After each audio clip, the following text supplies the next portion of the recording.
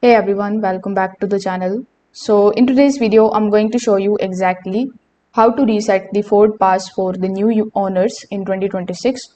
So in order to do it, first of all, you need to take a look at your infotainment screen. Over here, you just have to go to the option of general.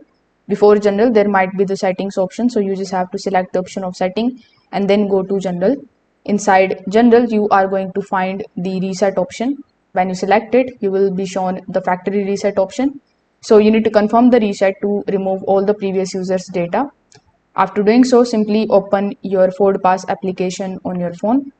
After logging into your account, you just have to add the vehicle by providing the VIN number inside it. Then follow further on-screen instructions in order to successfully add it on your device. Now, in order to establish the connection, you just have to go back to your vehicle, and when prompted on the screen asking to confirm the ownership, you just have to simply select the option of yes to link the car to your account. Then restart the vehicle and refresh the application, and this way you will be able to easily reset the FordPass for the new owner in 2026.